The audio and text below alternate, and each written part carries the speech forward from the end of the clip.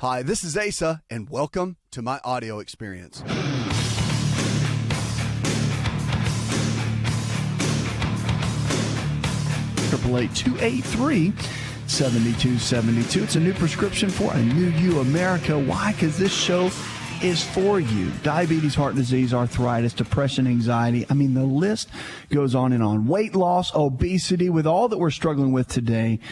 And we have to figure out a new way to go to the next level in our health and our life. And you can do it. You can change, but you have to be willing to. You have to want to. You have to have and find somewhere deep down the want to come out from where you are, change your life, and go to the next level. Let's go to Paul right now and kick it off. Hi, Paul. Hi, how are you doing? And I'm living well. What's up? Traveling back from Birmingham, I started listening to your show, and I find it very fascinating and stuff.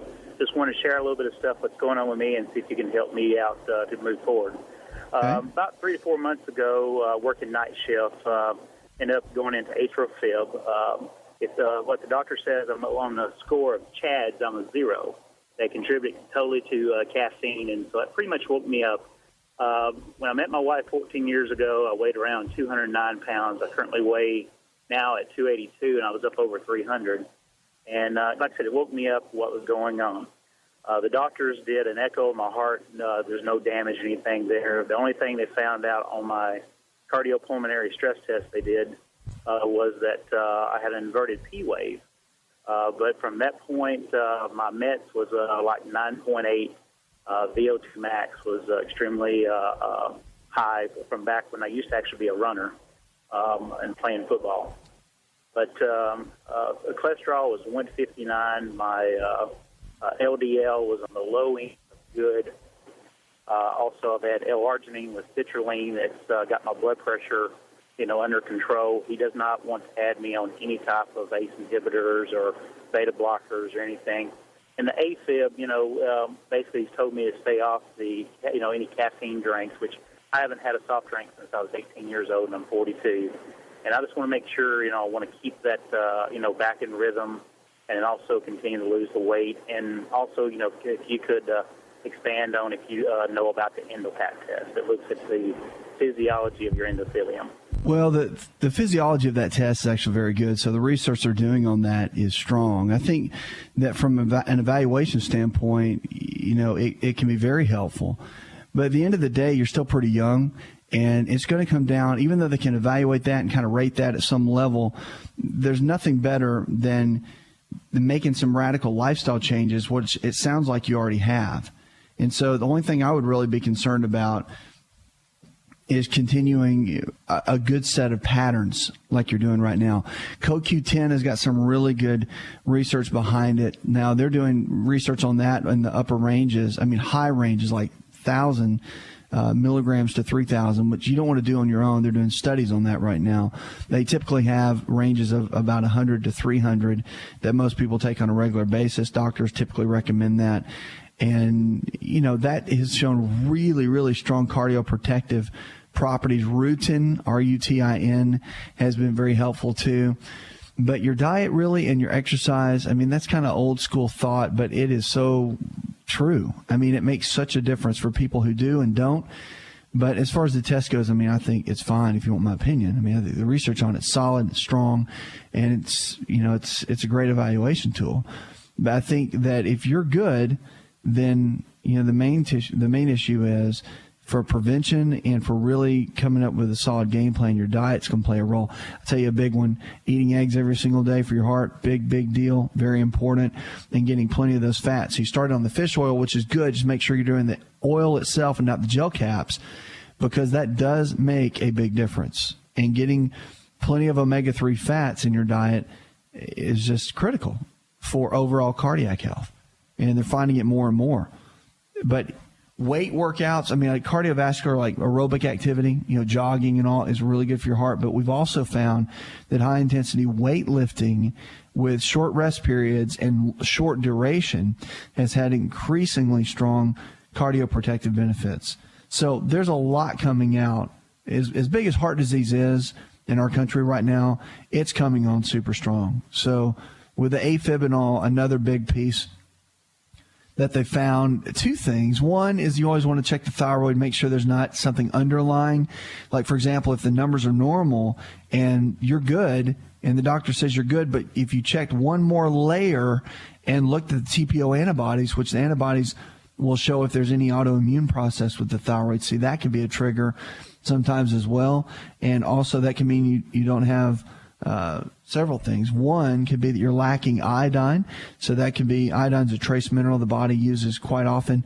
The thyroid, uses it, and we don't have it really in our diet that much at all. And then B complex vitamins, if you're not getting enough fruits and vegetables, you could be low in B vitamins, not utilizing enough of that, and low B vitamins, which the B vitamins kind of like the multivitamin of the heart. If you don't get enough, sometimes that can throw and throw some AFib in there as well from a nutritional deficiency perspective. So there's a lot of little factors to look at. But anyway, check that out and look into some of these natural methods and keep doing what you're doing. It sounds like you've got a great game plan going just from the things you've been listening to, maybe in reading on your own, which is a cool thing, and it's a good thing you've got your doctor on board with you. 888-283-7272. Lines are open. Questions about your health, always shoot me an email. Rod, you're next. How can I help?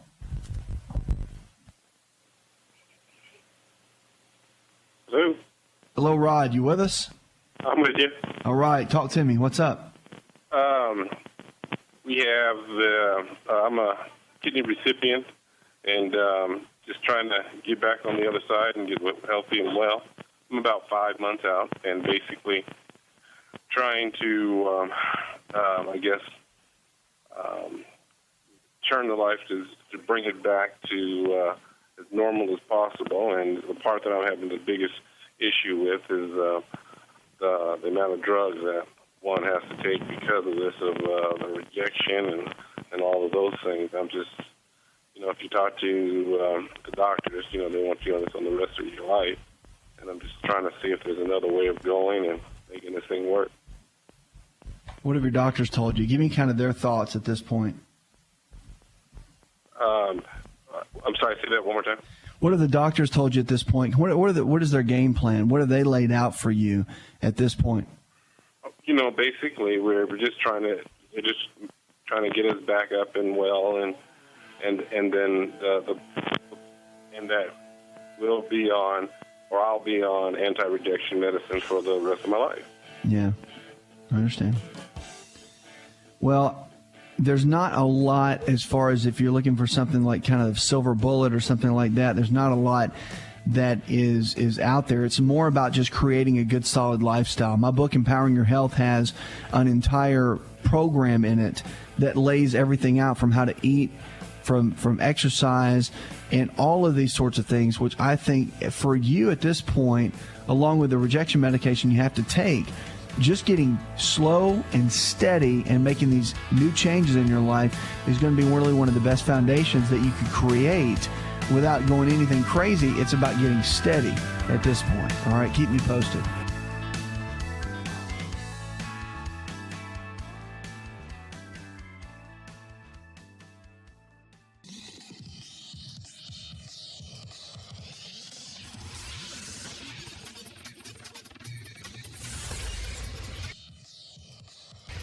To find out more, connect with On Call Radio online at InShapeNetwork.com.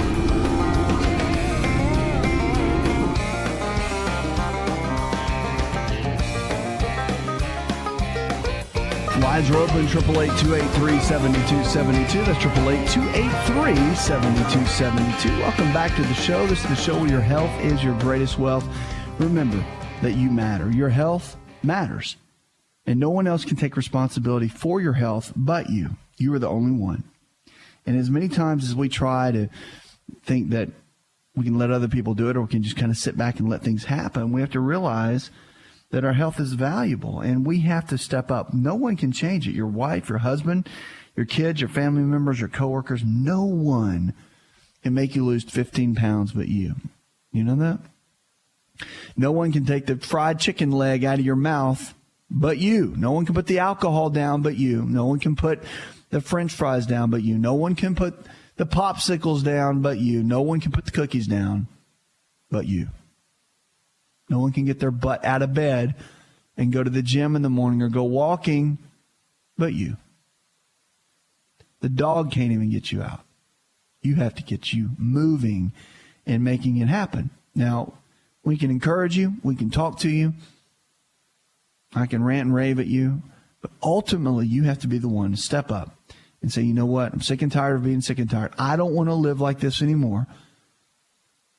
And I want to drop the weight. I want to live better. I don't want to be taking a million medicines because I'm too lazy to make lifestyle changes. You have to change. And if you're willing to change, that's where the victory, the real victory, will come. 888-283-7272 lines are open. Questions about your health, you get stuck, we're here to help. That's what this show is all about. You know, obesity is linked to poor mental skills. Now, of course, obesity seems to be linked to everything. It's almost like you just drop the weight and be healthy. I mean, it's like it's like all these articles that I read, it's unbelievable how much obesity is linked to it. But it's associated with reduced memory and thinking skills in adults aged 60 to 70, especially those with greater amounts of abdominal fat, according to a new study. The study included 250 people aged 60 and older who underwent various measurements of their body fat and tests of thinking skills. The researchers found that a high body mass index was associated with increased risk of poor cognitive performance in people aged 60 to 70. The BMI uses a person's height and weight to estimate the amount of body fat. And in general, a higher BMI means more body fat. The study also found that with the highest level of abdominal fat tended to have worse thinking skills than those with the least amount of abdominal fat. So what's the bottom line? Drop the weight, lose the spare tire, and you won't go into dementia and Alzheimer's, or your risk will be substantially less than if you did carry on a big gut and hoping that, just hoping for the best. You want to live in the best place that you can, and that's what we want to help you do on this show. 888-283-7272. Lines are open. Check me out online, and also our preferred wellness providers, healthcare providers in your area, the whole network of them we're building all around the great country that we have to help you with all this natural-based care that you love and you're looking for. Judy, you're with us next on the show, darling. How can I help? Hi. My doctor diagnosed me with osteoporosis, and he wanted to put me on Forteo for 2 years and then Fosamax. I found a doctor that will work with me with natural things, and she wants to put me on strontium, progesterone, calcium citrate, and microcrystalline calcium and good vitamins. And I also take flaxseed oil. I'm taking more D now, and the omega-3 oil. Okay. My regular doctor is just not very happy with me not wanting to go on the Forteo. I just wanted, some encouragement from you. Maybe studies that show that you can build bone naturally. I'm just starting on this journey, and also I'm going on an alkaline diet. Well, that's good. I mean, there's nothing wrong with that. Strontium actually has some really good research behind it in the natural world. So, I mean, it sounds like the regimen that they're putting you on is solid. I'm not a big flaxseed oil fan. Okay. Definitely a bigger fan because it plays around with the estrogen levels too much, and especially on females. So, okay. Not to come against and say anything that what they're doing is wrong, but what I'm saying... No, I was on that myself. Okay, they didn't put me on that. Okay, that was something I was doing on my own. The omega-3 oils, I was taking omega-3 with D3, the fish oil. Yeah, that's that's fine. But I think that the biggest thing is with omega-3 fish oils, even just a tablespoon a day for the average adult's fine. High in the DHA. I like cod liver oil. I like it because it's got omega-3s, but it's also got vitamin A and vitamin D. D3, though, typically, even though it comes in the cod liver oil, you want to check your D levels out. What have your numbers been running? Do they check it? Yeah, I don't have it in front of me. It is a little low, and I'm going to go see the doctor that's dealing with me naturally on Monday. So I guess I'm just having a little hard time dealing with my doctor trying to balance this out. And I didn't want to go on Forteo. I don't know. I guess I'm looking for encouragement. I want to do this natural for a year and do strengthening exercises, weight-bearing exercises, and I was just wondering if you had some guidance from your end. Yeah, I think, well, one thing for sure in this, if you want to do kind of make some lifestyle changes, one of the big keys is keep everything balanced in your diet. That's very important, first and foremost, because you want to make sure that you don't want to start getting off on just tangents like high protein or low protein or high fat, low fat. It's really good to keep it balanced.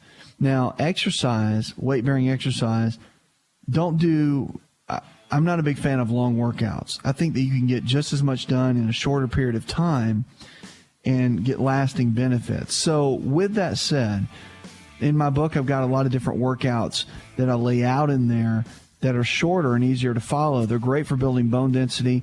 They're great for stimulating the endocrine system, which is your hormone system. And that does it all from a natural perspective. So that might be something that would be helpful. The big thing is know that your body can change and realize that the work and the effort you're putting into this is really going to pay off. You just have to stay committed and don't get discouraged. You know that you can go to the next level, and every day that goes by, you're getting closer to your goal. And it is a marathon. People think health is a sprint. It's not. When you go the natural route, it's a marathon. You got to stay the course. So we're here for you each and every night. Let me know how you need us. We'll be right back.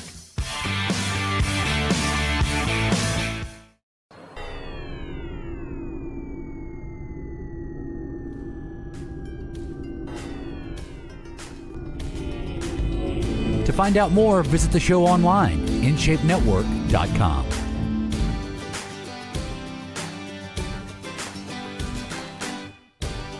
Welcome back to the show. Check us out online. This is the show where your health is your greatest wealth. Teresa, let's kick the segment off with you. Hi, Teresa. Hi, I'm calling about my son's hay fever. Okay. He has horrible seasonal allergies, and he's on antihistamines and probiotics and omega-3 oils, and we've tried a chiropractor, we've tried just about everything I can think of, and they're not getting any better. Okay, and what is his age? 22. 22. All right. Well, is it one of those deals where his eyes itch all the time and water, and is he having just all kinds of reactions to it? Yeah, he gets black eyes from it. Does he really? Okay. What's his diet look like? Has he modified that at all? He's really into fitness, and he eats a really good diet. Lots of fruits, lots of vegetables, lean protein. Yeah, but does he drink milk? No. Not at all. Very occasionally with cereal. So he eats cereal? He does. Okay. So he's eating it every day? Probably 5 out of 7 days. That's pretty much every day. When you do grains and you have a real hard time with allergies, any kind of grains like pasta, bread, crackers, cereal, they really, the wheat grain and the gluten really is a big trigger for histamine in the body. And so when the body has a hard time already maybe breaking down protein, so if he's into fitness, he's eating quite a bit of protein, he's not taking any proteolytic enzymes or any extra enzymes. I know you said he's taking probiotics and all, but proteolytic enzymes are a little bit different than even the regular digestive enzymes. Those are more to help support the pancreas as well. The proteolytic enzymes help break proteins down a little bit better. And the proteolytics, you take them away from meals, and so you can get that, of course, at health food stores and all that. But they are very, very helpful at cutting down allergies. Another thing that's really great we've seen for seasonal allergies, cutting out dairy, which you said that he just has it with milk. So he's having dairy every day if he's eating cereal every day. Now, what are some options? Well, it'd be better instead of like a bowl of cereal for breakfast, have several eggs and 2 or 3 organic eggs cooked in coconut oil or butter, and a good bowl of fresh fruit of some kind, like berries or whatnot. Maybe some vegetables at some level, but like toast and bread and crackers or cereal in the morning, bagels and all that kind of thing. Definitely not going to help him during the allergy season, because if you already have a tendency toward allergies and hay fever, it's not going to help much when you're eating foods that produce more histamine in the body. The more histamine you produce, the more you're going to react to what's in the air, the pollen, the ragweed, all of that sort of thing. So one affects the other. So it's important to have a good baseline to make sure that, well, that you're not reacting to everything. So there are some things like proteolytic enzymes, eating raw honey every day. So wherever you live, you want to go get local honey and actually start eating that just right off the spoon one or two times a day can be really helpful. Works almost like the concept of a homeopathic, where the Samuel Hahnemann created a system for homeopathy years and years ago, where it was based on like cured like. And it's very similar to the vaccine concept. But it works. And so eating raw honey from the typical area introduces those pollens and those sorts of things to the body. And so the body can build a resistance to it. And that can be really helpful. So a couple things to think about along the way. I know that it's frustrating. I know it's difficult. There's some great things out there for symptom relief, eye drops and those kind of things. But really, when you get to the root cause of it, a lot of times it comes down to the diet and the body reacting to what you're constantly putting in. It's not just you randomly have allergies. Matter of fact, typically he has that response year-round of not breaking the proteins down. It's just in the fall and the spring when things begin to bloom, there's more allergens in the air, and that's when it can affect him the most. So look into some of those and keep me posted on how it goes. But, yeah, completely cutting out. And just so you know, it takes about 7.5 weeks for gluten to come completely out of the system. So it won't happen in 2 or 3 days. It takes a little while. So, and it might be a habit that he wants to get into of cutting gluten and grains out of the diet because of the way that it'll make you feel overall, not just during the allergy season. Okay, hope that helps. 888-283-7272. Lines are open. Questions about your health? Let's go to Will. Hi, Will. Welcome to the show. Hello. Yes, thank you. First of all, I wonder if you could help me find the right fiber supplement to help with my bowel function. And if you have time, I have a problem with recurrent acute sinusitis. So you got an issue with your bowels, but you want to know about your sinus issues? Well, two things there. There's two different things if you have time with that, too. But I need to know. I tried psyllium husk for fiber, and I think it would work, except that it causes me blood sugar problems. The carbohydrate in that causes me blood sugar problems. So I'm currently trying some arabinogalactin, but I'm not sure about the effectiveness of it and whether you think that's a good one or not. I'm just looking for a good fiber supplement, I think is what I need, because I get quite a bit of fiber in my diet, I think. How many times a day are you eliminating? Well, it can vary. I mean, it can be once or twice. Well, a couple things. First and foremost, for the digestive tract to work well, I don't know that taking just a fiber powder is the most important thing. I like to get it from, obviously your food supply as much as you can. So getting 30 or 40 grams of fiber a day is helpful. But if you've got to do it from a powder form or you need that to help you, there's a really good product that we always use, and it's from Lifestyle Research. It's called Cleanse Balance, and it just works very well. People that struggle with elimination issues, it really helps clean out the GI tract. But a real big deal, whether it's digestive tract or anything else, is the nervous system, making sure the nervous system is working properly, because you can take all the nutrients in the world, but if you're not getting your nervous system to work properly, for example, the nerves that come out of the mid-lower back that actually go into the digestive tract, create it and have it work properly. So you've got those three aspects of the health triangle. You've got the mental side, which is your brain chemistry and your neurotransmitters. You've got the chemical side, which is your body physiology and any nutritional deficiencies, kind of like we're talking about now. And then you got the structural side, which is 33-40% of the whole equation, your bones, your muscles, and your nerves. If the nerves don't work right, whatever organ system they go to, then the organ system is not going to work at peak capacity.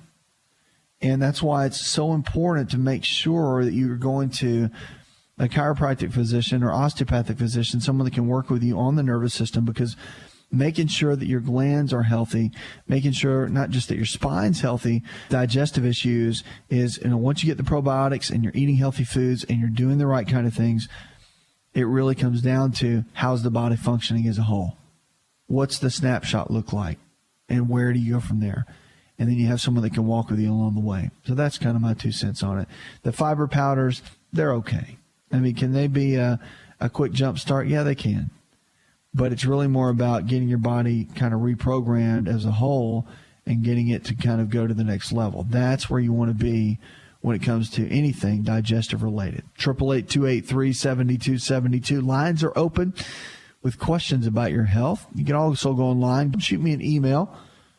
Chris from Los Angeles actually writes, I've been struggling with losing my temper easily.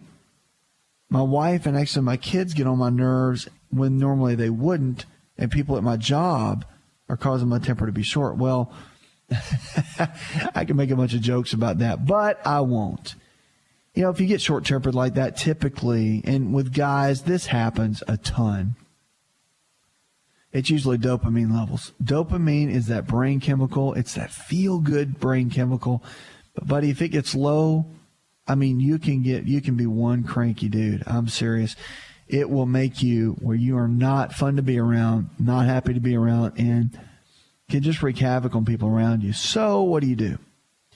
One is, from a nutritional perspective for dopamine levels, there's been good research out there on all the protein-rich foods like red meats, that's organic and grass-fed. There's, of course, chicken and turkey, and also fish. All the fish are extremely important for dopamine levels and getting those levels up. Fish oil, omega-3 fats, of course, that's your ace in the hole. But also phosphatidylcholine can be helpful. And also tyrosine phenylalanine. We talked about that before, but supporting those will support dopamine levels, which is going to make you feel better. It's going to make you function better. It's really going to make you go to the next level. And so that you'll know when your dopamine levels are coming up, when actually the temperament begins to subside, little things don't put you on edge anymore, and actually you're fun to be around, and people tell you that. So I hope that helps. Oh, and also it brings your testosterone level up, brings other things up with it, which everything ought to be working in good, proper order. 888-283-7272. Lines are open. Questions about your health. 80% of the health challenges we face today are diet and lifestyle related. What does that mean? It means somehow, some way, we've lifestyled our way into getting sick. But the good news is, if you can lifestyle your way into getting sick, many times you can lifestyle your way out and get well, stay well, and live well. We'll be right back with more Healthy Talk Radio.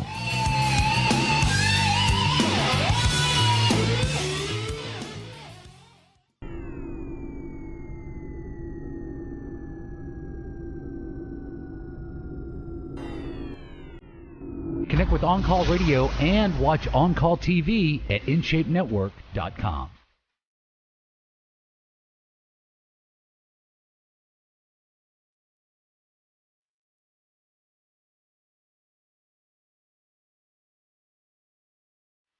Lines are open, 888-283-7272. Welcome back to the show. This is a show where your health is your greatest wealth. Let's kick it off with Vivian. Hi, Vivian. Hi. How can I help, darling? Well, I have multiple sclerosis, and I also have psoriasis. And they have me on Copaxone for the multiple sclerosis, and they have me on prednisone for the psoriasis. But prednisone is an anti-inflammatory. So what can I do with my diet so that maybe I could get off the prednisone? Well, it's a challenge. I mean, obviously there are things you can do. You can't just drop it cold turkey, obviously. But right. Yeah, right. But coming up with a good game plan, I mean, what are you eating now? Are you eating healthy, or do you not really know how and you're looking how to? Well, I was raised a vegetarian, and I married a meat eater, and so, you know, things... How'd that whole thing work out for you? Downhill. So I like the way, you can always go back to what you know. So going back to a vegetarian is not an issue at all. I know that because I was raised in the Seventh-day Adventist Church, that they have their own health reform and their own products and this, that, and the other, like Loma Linda and Worthington and everything like that. But it has a lot of salt and a lot of fat in it.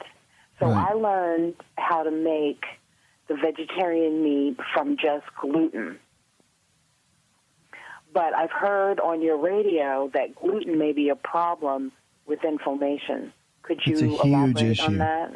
Yeah, it's a huge issue with inflammation. It does a lot of things in the body. It really disrupts the digestive tract.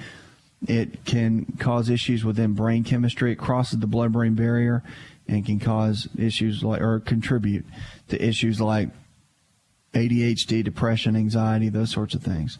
So, yeah, I'm not a big fan with that. With MS, there's a lot you can do naturally. And if you had, where are you? At what level are you right now with it? I'm in a repulse remission, but I've just gone through my second round in 3 years of cyclophosphamide chemo because I lost the ability to walk and everything like that. So they did the cyclophosphamide chemo, which does good because the last time I had it 3 years ago, I was able to start walking, I was able to go back to work, I was able to do all these things. So I decided to do the chemo again, and it's doing me good. Now I'm in physical therapy. Okay. Well, that's great. So you just want to come up with some new lifestyle choices that can help cut down on some of the inflammation and really help things potentially regenerate at some level. Right? Well, with MS, a couple things. One thing we know, and literally this is pretty interesting, the galactose milk sugar, which is the sugar found in most milk, but especially goat's milk, is one of the key ingredients in the body for making and regenerating myelin. So, the myelin sheath is a protective coating around the nerve itself. And in MS, that breaks down. Well, the myelin actually itself is produced by galactose. And so by getting enough of that, increasing that in the body, you can help repair and regenerate the myelin many times. So you can't just stop it because of the process and what it is, but you can help the body and support the body. And that's one of the natural ways that we've learned that can do that. Of course, all your omega-3 fats and lowering inflammation by what you eat, that's critical. I know you may not be big on the meat side, but you definitely don't want to be big on the carbohydrate side. That is a nightmare. And so with MS, the last thing you want to do is be hitting a lot of carbs.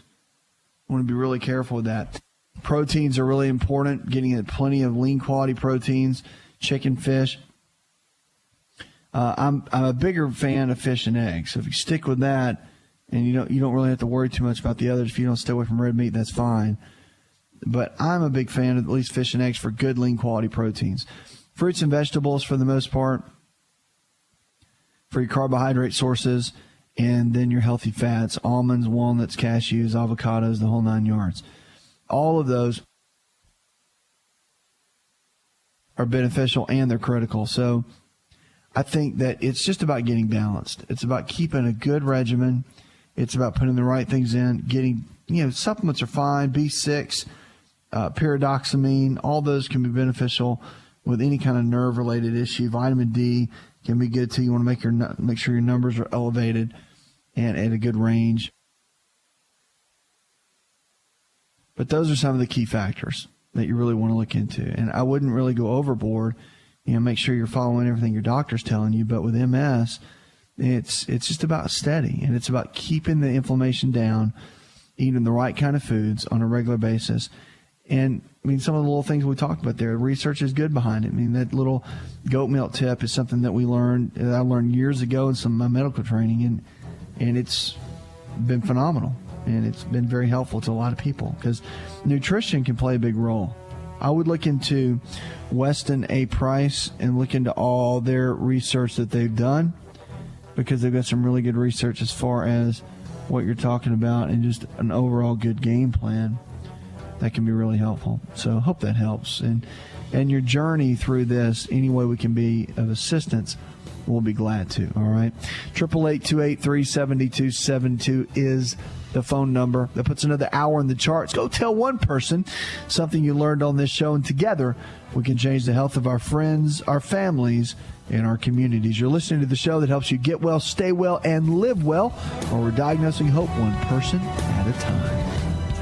Listen to the ASA RX audio experience on Spotify and Pandora. For all the ways to watch and listen, check out our show page at asarx.com/experience. Hi, it's Asa. I'm giving you a copy of my best-selling book for free to help you in your health journey today. I'll pay for the book. All you do is just cover the small shipping and handling costs.